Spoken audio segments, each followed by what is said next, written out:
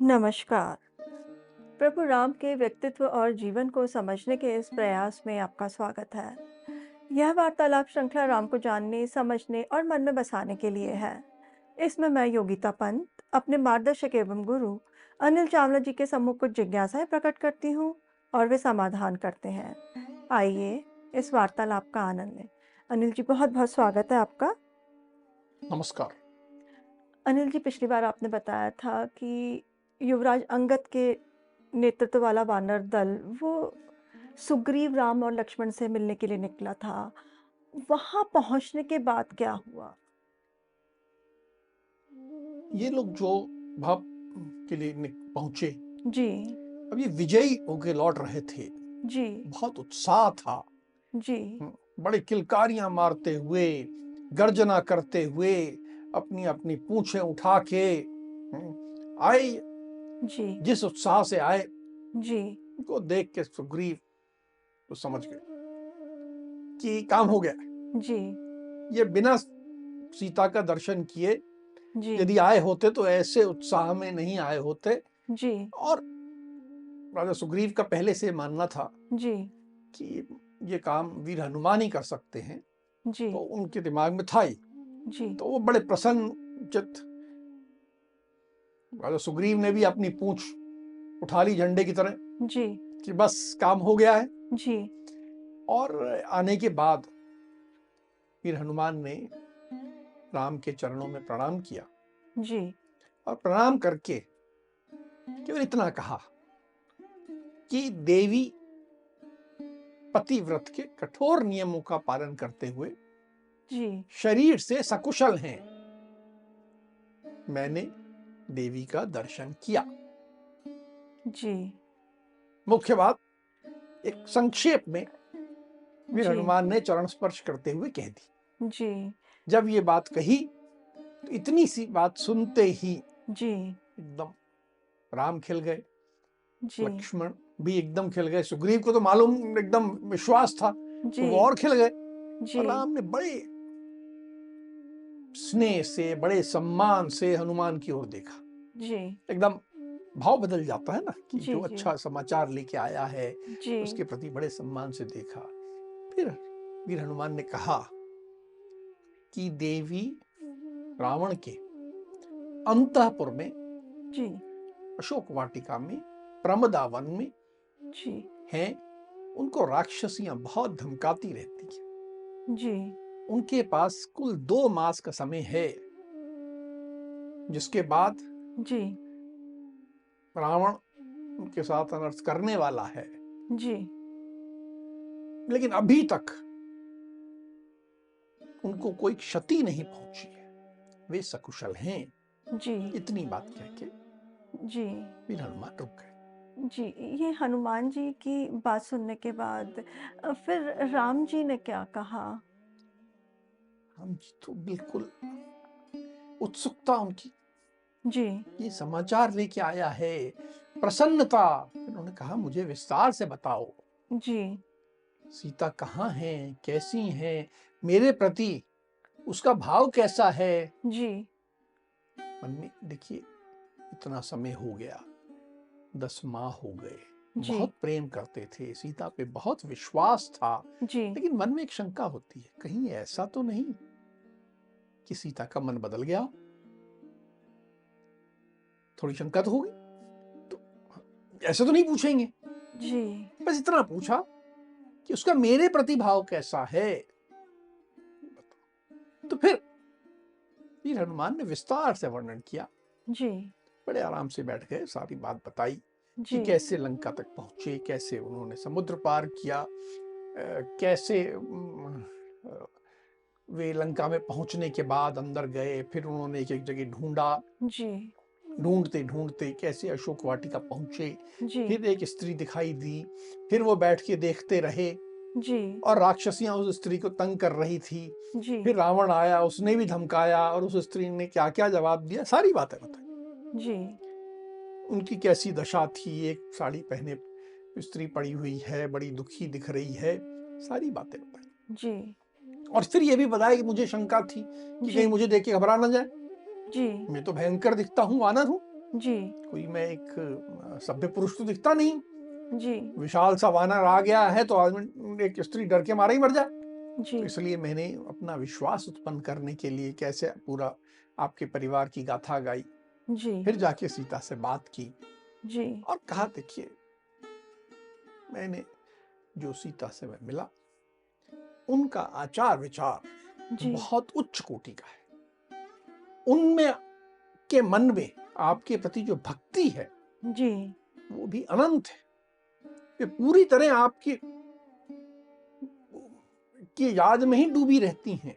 जी, उनके मन में और कोई पुरुष को भी कभी नहीं आया और बिल्कुल वहां भी जाके बिल्कुल नहीं है, बस आप ही की याद करती रहती हैं, रोती रहती हैं। और उनसे मेरी बहुत बातें हुई जी, और फिर ये भी प्रश्न आया कि तुम जाओगे तो राम को विश्वास कैसे होगा तुम मुझसे मिल के आए हो। जी, तो विश्वास के लिए जी, उन्होंने मुझे एक घटना बताई, वो घटना मैं आपको सुना देता हूँ।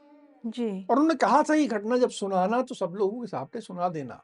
जी, तो चित्रकूट में वो जो कौवे वाली बात थी जी, जी, कि कौवे ने सीता की छाती पे मारा था, फिर राम ने ब्रह्मास्त्र का प्रयोग करते हुए उस कौवे के पीछे गए थे, सारी घटना विस्तार से जी, हनुमान ने राम को सुनाई जी, ताकि राम के मन में शंका न रह जाए कि जी, ये तो केवल एक बातें कर रहा है, लफाजी है क्या नहीं है।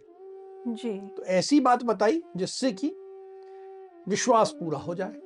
जी, बात बता के फिर कहा देखिए, वो बहुत दुख में है। जी, रावण ने तो 2 महीने का समय दिया है, जी, पर उन्होंने मुझे कहा कि मैं 2 महीने का इंतजार नहीं करूंगी, मैं इतनी प्रतीक्षा नहीं कर सकती, जी, मैं बस 1 महीने और जीवन धारण करूंगी, जी, उसके बाद मेरा कोई जीवन का अर्थ नहीं है। यदि मेरे स्वामी मुझे लेने नहीं आ रहे हैं जी, तो मैं प्राण त्याग दूंगी। ये सारी बात जी, वीर हनुमान ने राम से विस्तार में बताई। जी। अनिल जी, आपने एक बार बताया था कि जब हनुमान जी सीता जी से मिले थे, तो सीता जी ने चूड़ामणि दी थी राम को देने के लिए। तो अभी हनुमान जी ने राम जी को वो चूड़ामणि भी भेंट की होगी। बिल्कुल, सारी बात करके बड़े सम्मान पूर्वक जी, उन्होंने कहा कि एक तो वो कौवे वाली घटना बताई जी, जिससे आपको विश्वास हो जाए, और दूसरा ये मुझे चूड़ामणि जी, मुझे दिया है कि जी, मैं आपको दे दूं। जी, इसे देखने के बाद आपके मन में कोई शंका नहीं रहेगी, आपको जी, विश्वास हो जाएगा कि ये हनुमान जो है मुझसे ही मिले हैं, जी, कोई शंका ना रहे, इसलिए ये उन्होंने दिया है। जी, तो राम ने वो लिया जी, और लेने के बाद राम शोक से व्याकुल हो गए, एकदम शोक में डूब गए, उनकी दोनों आंखों से आंसू बहने लगे, जी, उनका अपने आप पे नियंत्रण नहीं रहा, बिल्कुल रोए जा रहे लगे। फिर सुग्रीव से बोले जी, रोते हुए कि ये जो चूड़ामणि है ना, ये मेरे ससुर जनक ने जी, सीता को विवाह के समय दिया था, और ये बहुत विशेष है जी, कि राजा जनक को भी किसी यज्ञ में, बहुत अच्छा यज्ञ किया था जी, राजा जनक ने, तो साक्षात देवराज इंद्र उपस्थित हुए थे, जी, और ये मणि राजा जनक को दिया था, और ये राजा जनक ने विवाह के समय जी, सीता को दिया था। और जी, ये मणि जब सीता अपने मस्तक पर धारण करती थी जी, तो कितनी सुंदर लगती थी।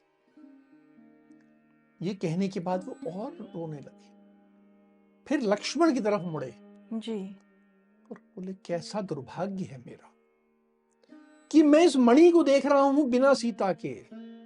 ये मणि, ठीक है सीता ने भेज दिया तो मेरे मन के ऊपर थोड़ा, मेरे दुखी मन पे कुछ ठंडे छींटे पड़ गए हैं, जी, लेकिन अब तो दुख और बढ़ गया है क्योंकि मुझे सीता की और याद आ रही है। कितना दुखी हूं कितना मेरा दुख है जी। कि मैं इस मणि को देखते हुए, हाँ, मुझे इसको देख के सारी बातें याद आ रही हैं, राजा जनक अपने ससुर भी याद आ रहे हैं, मेरे पिताजी दशरथ भी याद आ रहे हैं, मेरा विवाह भी याद आ रहा है, जी। और एक बार ये भी आभास हो रहा है कि जैसे सीता मुझे मिल गई है इस मणि के माध्यम से। लेकिन फिर ध्यान आता है कि सीता नहीं है, और मैं और डूबता जाता हूं। इस प्रकार वो विलाप में चले गए। फिर जी। बोलने लगे कि सीता ने कहा है कि वो 1 माह तक जीवन धारण करेगी, फिर त्याग देगी। जी। अरे 1 माह तो बहुत होता है, मेरे लिए तो एक क्षण भी जीवन जीना संभव नहीं है। मेरे तो एक एक क्षण भारी हो रहा है, मैं इस दुख में नहीं जी सकता। जी। एकदम जैसे टूट गए हों, रोने लगे, विलाप करने लगे, कहने जी। लगे वहां मेरी सीता राक्षसियों से घिरे हुए कैसे रहती होगी? जी। वो तो इतनी भीरू है, उसने कभी राक्षस देखे ही नहीं, कैसे रहती होगी, पता नहीं क्या खाती होगी। एकदम विलाप में डूबे जा रहे हैं, रोए जा रहे हैं, बिल्कुल जमीन पे बैठ गए, और उनका जैसे स्वयं पे नियंत्रण समाप्त हो गया। ऐसी स्थिति में चले गए। जी। फिर थोड़ा संभले और हनुमान से कहा कि हनुमान, जी। मुझे ठीक ठीक बताओ कि सीता ने और क्या क्या कहा, मैं सब सुनना चाहता हूं। जी। थोड़ा सा और विस्तार में सुनना चाहता हूं। जी। जब राम जी ने इस प्रकार वीर हनुमान से पूछा, तो फिर उन्होंने और क्या बातें बताई? अब वीर हनुमान ने वृतांत और बताया, ये जी। बात हुई, ये बात हुई। जी। फिर ये भी बताया कि सीता ने मुझसे कहा है जी। कि मेरे स्वामी को शीघ्र भेजना, उनको समझाना कि मैं और इंतजार नहीं कर सकती, जल्दी आए, विलंब ना करें, जी। आके अपना पराक्रम दिखाएं। फिर उन्हें मन में एक संदेह भी आ रहा था जी। कि तुम कहते हो कि उनके सुग्रीव के साथ मित्रता हो गई है, जी। सुग्रीव के पास बहुत बड़ी सेना है, जी। वानरों की, रीछों की बहुत विशाल सेना है, ये सब बातें ठीक हैं, जी। लेकिन इतनी बड़ी सेना वानरों की, रीछों की, इतना बड़ा समुद्र कैसे पार करेगी? ये भी उनके मन में शंका आई। जी। तो मैंने उनको इतना समझा दिया जी। कि जैसे मैं आ गया हूं वैसे पूरी सेना भी आ जाएगी, आप चिंता ना करें। जी। लेकिन वो बहुत बिफर रही थी, बहुत रो रही थी। तो जी। मुझे एकदम मेरी भावनाएं जाग उठी, जी। और मैंने कहा कि आप इतना रोइए मत, जी। और आप ऐसा करिए कि आप तुरंत जी। मेरी पीठ पे बैठ जाइए, और मैं आपको सागर पार ले चलता हूं। कल ही आप, जी। आज ही जी। आप अपने स्वामी का दर्शन करेंगे। जी। मैंने ऐसा कहा, और फिर मैंने बताया, जब मैंने ऐसा कहा जी। तो पहले तो उन्हें विश्वास नहीं हुआ कि मैं कर सकता हूं ये। जी। फिर मैंने अपना विशाल स्वरूप दिखाया तो उन्हें विश्वास हो गया कि हाँ, इसमें क्षमता तो है। जी। पर फिर उन्होंने आने से मना कर दिया, और उन्होंने 2 कारण बताए। जी। एक तो कारण ये बताया कि मैंने अपने जीवन में कभी किसी दूसरे पुरुष को स्पर्श नहीं किया है। जी। ये जो रावण ने मुझे स्पर्श किया, ये तो मेरी इच्छा के विरुद्ध था, इसमें मेरा कोई दोष नहीं है। जी। आज मैं तुम्हारे को पीठ पे बैठ के जाऊं, ये शोभा नहीं देता, ये उचित नहीं होगा। जी। एक बात। और फिर ये भी कहा कि तुम तो सक्षम हो, जी। लेकिन मैं तुम्हारी पीठ पे बैठी ही रहूंगी, घबरा के नीचे नहीं गिर जाऊंगी, या जब तुम जाने लगो राक्षस पीछा करें, तुम्हारा युद्ध हो तो गिर जाऊं, जी। कुछ ऐसा अनर्थ हो जाएगा तो भी गड़बड़ हो जाएगी। जी। और फिर सबसे बड़ी बात उन्होंने कही कि मान लो सब कुछ ठीक हो जाए, जी। तुम भी सक्षम हो, तुम मेरी रक्षा भी कर लोगे, सब ले जाओगे, जी। पर मैं ये नहीं चाहती। जिस प्रकार रावण छल से मुझे छुप के लेके आया, जी। वैसे ही मैं यहां से जाऊं, ये मेरी इच्छा नहीं है। मैं ये चाहती हूं जी। कि मेरे स्वामी आए, युद्ध में जी। रावण को हराएं, जी। और फिर मुझे लेके जाएं। इस तरह जिस तरह तुम कह रहे हो, उसमें तुम्हारा तो यश होगा, जी। तुम्हारे पराक्रम की तो बात सब जगह की जाएगी, जी। लेकिन मेरे स्वामी का तो कोई नाम ही नहीं होगा, इसलिए मैं जिस भी दुर्दशा में हूं ऐसे ही रहूंगी जी। और इंतजार करूंगी, प्रतीक्षा करूंगी कि मेरे स्वामी आए और मैं उन्हीं के साथ जाऊं, तुम्हारे साथ नहीं जाऊं। ऐसा करके जी। सीता ने मेरे साथ आने से मना किया जी। और वे आपकी प्रतीक्षा कर रही हैं। इस तरह करके सारा वृतांत विवरण जी। वीर हनुमान ने राम को सुनाया। जी, जब ये विवरण और वृत्तांत समाप्त हो गया, फिर राम ने हनुमान जी को कुछ पुरस्कार दिया या उनकी प्रशंसा की? जब सारा विवरण हो गया, बात सुन ली, समझ ली, जी। तो उसके बाद राम ने वहां सबको संबोधित करते हुए, सारे लोग थे, बात कोई अकेले में नहीं हो रही थी। जी। सब यूथपति थे, सब सेनापति बैठे थे, सब महत्वपूर्ण लोग बैठे थे। जी। उन सब के सामने कहा कि ये जो हनुमान ने जी। महान कार्य किया है, जी। ये वास्तव में बहुत महान है। सागर पार करके इस तरह जाना जी। विश्व में केवल 3 लोग कर सकते। एक हैं गरुड़, जी। दूसरे वायु जी। और तीसरे ये वायुपुत्र हनुमान। इन 3 के अतिरिक्त मैं किसी को नहीं जानता जी। जो कि जिसके लिए संभव हो कि ये समुद्र पार करे। और उससे बढ़ के जी। आज जो इतनी खतरनाक राक्षस जी। राज रावण का दुर्ग है जी। लंका, उसमें प्रवेश करना और फिर प्रवेश करके वहां से जीवित लौट आना, जी। ये एक बहुत बड़ा काम किया है। और उससे बढ़ के ये इन्होंने जिस ढंग से काम किया है, ये एक सच्चे सेवक के रूप में काम किया है। जी। ये इनके स्वामी ने इन्हें कार्य दिया और उसको इन्होंने पूरे मनोयोग से जी। किया। फिर उन्होंने एक सैद्धांतिक बात की जो आज के लिए बड़ी महत्वपूर्ण है। जी। ये बात में ध्यान होगा कि जब हनुमान वहां खड़े थे तो उनके मन में भी आई थी, पर अब जी। राम कह रहे हैं, बोले सेवक 3 प्रकार के होते हैं। एक होते हैं कि उन्हें कोई काम सौंपा जाए जी। तो उनमें योग्यता भी है, सामर्थ्य भी है वो काम करने की, जी। लेकिन असावधानी से, लापरवाही से, किसी कारण से वो करते ही नहीं है, या करते हैं तो बस ऐसे ही निपटा दिया। आज के युग में ऐसा होता है। जी। मैंने कई कंपनीज में काम किया, वहां होता है कि सेल्स वाला जाता है, जी। उसको कहा गया कि इतनी दुकानों पे जाना है, जी। वो अपना होटल में बैठ के रिपोर्ट भर देता और कर देता है। जी। खाना पूर्ति हो गई, जी। पूछा तो बोले हाँ हो गया, सब हो गया, सब हो गया। इस प्रकार के कर्मचारी को कहा ही अधम है, निकृष्ट है, जी। ये खराब है, ये खराब कर्मचारी होता है। जी।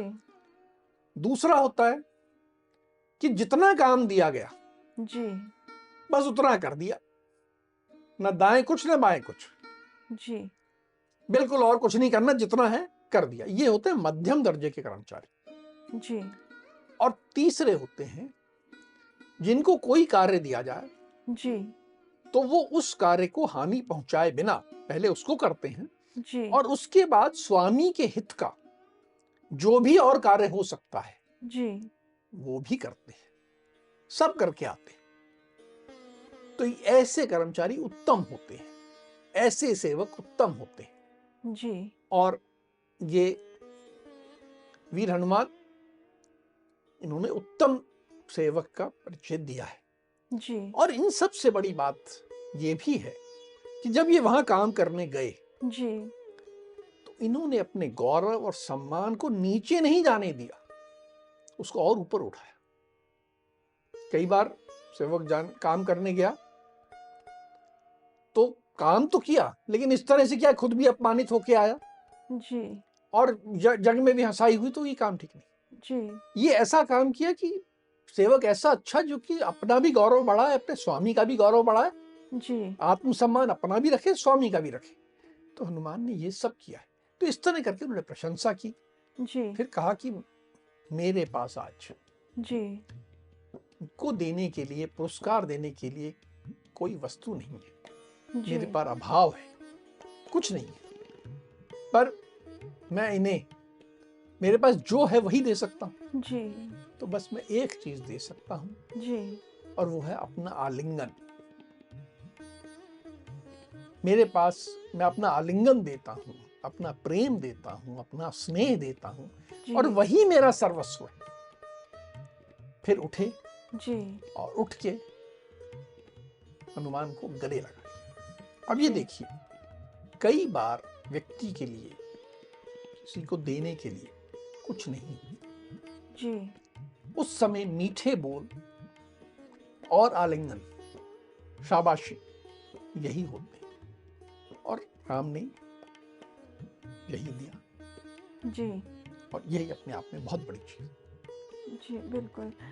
अनिल जी, अब जो सबसे बड़ा कार्य था सबके सामने, वो था लंका पहुँचने का। इसके बारे में राम जी के क्या विचार थे? अब ये सब बात हो गई, सुन लिया, सब हो गया, फिर बैठे, जरा थोड़ा समय गुजर गया, जी, तो अब राम फिर से चिंता मग्न हो गए जी, कि मेरी सीता ठीक कह रही थी कि हम लोग इतनी बड़ी सेना लेके, जी, ये करोड़ों वानर हैं, रीछ हैं, सब एकत्र हो गए हैं, सब यहाँ इंतजार कर रहे हैं, जी, इन सब को लेके हम जाएंगे तो हम कैसे सागर पार करें? बहुत कठिन है। इस कठिनाई को सोचने लगे और बड़ी चिंता में डूब गए। जी, उन्होंने अपनी चिंता व्यक्त की। जी, जब चिंता व्यक्त की तो सुग्रीव बैठे थे वहां। जी, उन्होंने कहा कि आप चिंता मत करिए, ये चिंता ठीक नहीं है। सबसे कठिन काम था सीता का समाचार लाना, वो तो हो गया। जी, हमें तो लग रहा था कि वो नहीं मिलेगा। जी, जब वो समाचार मिल गया तो अब आपके दुख और चिंता का कोई कारण नहीं है। जी, आप अपने हृदय में शोक चिंता मत लाइए, क्योंकि कुछ भी कार्य करने के लिए, जी, कार्य के लिए कैसे किया जाए युक्ति सोचनी पड़ती है। शोक और चिंता से कार्य नहीं होते। देखिए, सुग्रीव एक बहुत बड़ा सिद्धांत कह रहे हैं। कई बार ऐसा होता है कि हम ये नहीं सोचते कार्य कैसा किया जाए, बैठ के केवल चिंता करते रहते हैं, शोक करते रहते हैं। जी, नहीं, ये बिल्कुल। मत करिए आप। जी, अर्थात देखिए, सुग्रीव जो है राम को दिशा समझ बता रहे हैं। जी, बात आपको भी समझ में आई। जी, सुग्रीव ने कहा कि आपको अपने मन में उत्साह रखना चाहिए, जी, पराक्रम और शौर्य का विचार रखिए, और जो विचार करना है हम सब मिलकर विचार करेंगे, रास्ता निकालेंगे। जी, इस तरह करके राम ने को सुग्रीव ने हिम्मत बधाई, दिशा दी। जी। सुग्रीव द्वारा इस प्रकार समझाने के बाद फिर राम ने क्या कहा? तो कहा तो उनको भी बात समझ में आई जी, कि ठीक कह रहे हैं सुग्रीव। जी, कहा कि तुम ठीक कह रहे हो, जी, मैं भूल गया था कि मेरी क्षमताएं क्या हैं। जी, आवश्यकता पड़ेगी तो मैं समुद्र को सुखा सकता हूं, जी, हम रास्ता निकालेंगे, जी, हम सब हैं, हम सब मिलके कोई ना कोई करेंगे। पर जी, पहले जी, फिर हनुमान की तरफ मुड़े जी, कि मुझे पूरा वर्णन करो सामरिक दृष्टि से लंका के बारे में, जी, कि दुर्ग कैसा है, कितने मार्ग हैं, कितने द्वार हैं, क्या रास्ते हैं, मुझे समझने दो। जी, देखिए, कार्य पे जाने के पहले समझना आवश्यक है, केवल भावनाओं से काम नहीं चलता। जी, तो फिर हनुमान भी समझदार थे। जी, याद होगा कि जब वो पूंछ पे उनके बांधा जा रहा था, आग लगाई जा रही थी, जी, तो उन्होंने केवल इसलिए स्वीकार किया था कि पूरी लंका को एक बार दिन में देखना चाहते थे। तो सब देख लिया था उन्होंने जी, कि कहाँ कितने सैनिक हैं, कहाँ क्या व्यवस्थाएं हैं, द्वार कैसे कितने हैं, दक्षिण में क्या है, उत्तर में क्या है, सारा एक सामरिक दृष्टि से देखा हुआ, समझा हुआ था। जी, तो उन्होंने वो सब कुछ विस्तार में वर्णन किया कि ऐसा है, इधर ऐसे सैनिक हैं, इधर ऐसे सैनिक हैं, इन सैनिकों की क्षमता ऐसे है, ऐसे सब बताया। और सब बताने के बाद कहा, देखिए, उनकी क्षमताओं का मैंने आकलन कर लिया है, जी, ये पूरी सेना की भी आपको आवश्यकता नहीं है, केवल अंगद युवराज अंगद, जी, द्विद, मैंद, जामवान, पनस, नल और सेनापति नील, बस इतने लोगों को लेके आप चल दीजिए, जी, आप लंका विजय कर लेंगे। कोई बड़ी बात नहीं है, बस इतने लोगों का काम है वहां। जी, आप तो बेफिक्र होके अब कूच करने की आज्ञा दीजिए जी, कि हम लोग बढ़े, जी, ये आज्ञा दीजिए। जी। वीर हनुमान ने जब कूच करने की आज्ञा मांगी, तो क्या राम जी ने आज्ञा प्रदान कर दी? हाँ, उन्होंने, जी, राम ने सुग्रीव को कहा कि मेरे विचार से जी, इसी मुहूर्त में जी, हमें प्रस्थान की तैयारी करनी चाहिए। जी, आज उत्तर फाल्गुनी नक्षत्र है, कल चंद्रमा का हस्त नक्षत्र से योग होगा, जी, हमें आज ही प्रस्थान करना चाहिए। मुझे ऐसा लगता है जी, कि सब कुछ अनुकूल है, जितने शकुन मैं देख रहा हूं जी, वो सब हमारे पक्ष में हैं। मुझे ऐसा लग रहा है जी, कि ये इस समय प्रस्थान करना हमारे विजय प्राप्ति मनोरथ सिद्धि के लिए बिल्कुल अनुकूल है, जी, हमें प्रस्थान करना चाहिए। जी, उसके बाद जी, वे सेनापति नील की ओर मुड़े जी, और अब उन्होंने विस्तार से निर्देश दिए कि कैसे कैसे जाना चाहिए। जी, देखिए, इतनी बड़ी सेना है, करोड़ों वानर है, जी, अब इतनी बड़ी सेना चलेगी जी, तो ठीक से जाना चाहिए। जी, तो उन्होंने कहा, देखो, ये ऐसे मार्ग से ले चलो जी, जिसमें मार्ग में फल मूल जल सब मिलता रहे, क्योंकि सेना जी, को खाने के लिए चाहिए। जी, तो ये फल जल मिलता रहेगा तो सेना आगे बढ़ती रहेगी। जी, रास्ते में मधु भी मिलता रहे तो शक्ति उससे भी मिलेगी। जी, शीतल सघन वन हो, जी, ऐसे चलो। सब रास्ता ऐसा देख के चलो। जी, और कुछ लोगों को ऐसे नियुक्त करो जी, कि वो देखे कि कहीं ऐसा ना हो कि रास्ते में जो फल हैं, मूल हैं, जल है, वो कहीं शत्रु ने विष से दूषित तो नहीं कर दिया। कहीं जी, ऐसा ना हो कि हमारी पूरी सेना जो है वो जहरीला पानी पी के मर जाए। जी, कहीं ऐसा ना हो, तो ये व्यवस्था करो। जी, उसके अतिरिक्त ये व्यवस्था भी करो कि जब हम लोग जा रहे हों तो पहाड़ी किसी के पीछे या किसी गड्ढे में या कहीं पे शत्रु छुप के तो नहीं बैठा है। कहीं ऐसा ना हो जाए कि हम आगे बढ़े जी, और शत्रु की सेना पीछे से हम पर आक्रमण कर दे और हमें हरा दे। जी, वो धोखा देने में बड़े तेज हैं, जी, तो वो धोखा ना दे सके इसके लिए पहले से तैयारी करो। जी, और साथ ही, क्योंकि इतने जगह जगह से वानर और रीछ आए हैं, जी, हर यूथपति से कहो ये निश्चित करे कि उसके दल में जी, कोई बाल या वृद्ध तो नहीं है, जो जी, के मजबूत हों, शक्तिशाली हों, केवल वे चलें, जी, बाकी लोग ना चलें। जी, इसके अतिरिक्त जी, ये भी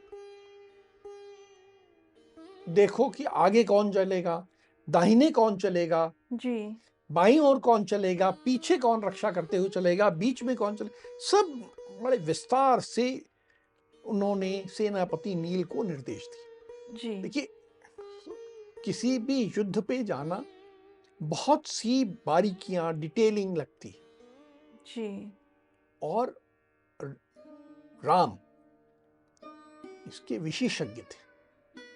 केवल बाण चलाने के विशेषज्ञ हों ऐसा नहीं है, जी, सेना की कमान कैसे संभाली जाए, सेनापति को कैसे निर्देश दिया जाए, जी, सेना कैसे जाए, ये सारी बात उन्होंने विस्तार में समझाई। जी। इतनी विशाल सेना ने जब कूच किया, उसके पश्चात उन्होंने कहाँ पे पड़ाव डाला? तो तुमने कहा विशाल सेना थी, जी, बहुत विशाल थी, जी, करोड़ों वानर और रीछ जी, जा रहे हैं।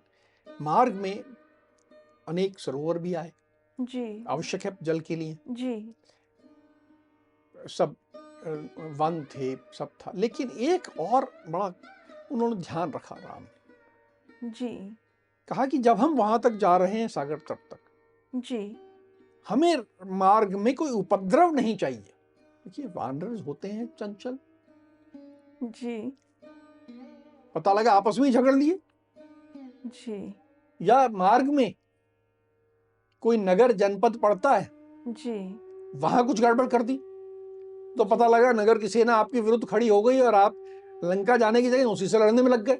जी, तो कहा देखो ये सेना में हमें मालूम है कि वानरों की जो जरा चंचलता होती है, चपलता होती है, तो मार्ग में ये प्रयास करना कि हम किसी जनपद, किसी नगर के आसपास से भी ना गुजरे, जी, अर्थात आपके मार्ग के ऊपर ही बहुत सी दिक्कतें आ गई। आपको मार्ग ठीक चुनना है, जी, कोई नगर नहीं, कोई जनपद नहीं, कहीं रास्ते में कोई उपद्रव ना हो, सेना को ऐसे संभाल के चलो कि अनुशासन बना रहे। ये जी, करोड़ों वानरों के ऊपर अनुशासन, जी, सब करते हुए कई दिन कई रात यात्रा की। जी, यात्रा करके ये जी, सब पहुंचे महेंद्र पर्वत के पास, जहां सामने सागर था।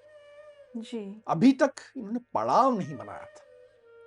सागर तट पे पहुंच के जी, फिर पड़ाव बनाया गया। जी, अब जब सेना, इतनी बड़ी सेना, करोड़ों वानरों की सेना पड़ाव डालेगी, तो वो भी एक अपने आप में एक प्रबंधन का बहुत कठिन कार्य है। जी, हर यूथ को जगह दी जाए, स्थान दिया जाए, फिर उनके कौन सुरक्षा करेगा, कौन क्या जिम्मेदारी संभालेगा, सारा जी, व्यवस्था की गई। जी, और ये सारी व्यवस्था करने के बाद वो वहां पर उन्होंने सागर तट पे पड़ाव डाला, जी, और बस अब सामने लक्ष्य सामने था, और यही विचार करना था कि सागर पार कैसे जाया जाए। जी। आज के इस प्रसंग में हमने सुंदरकांड का समापन किया।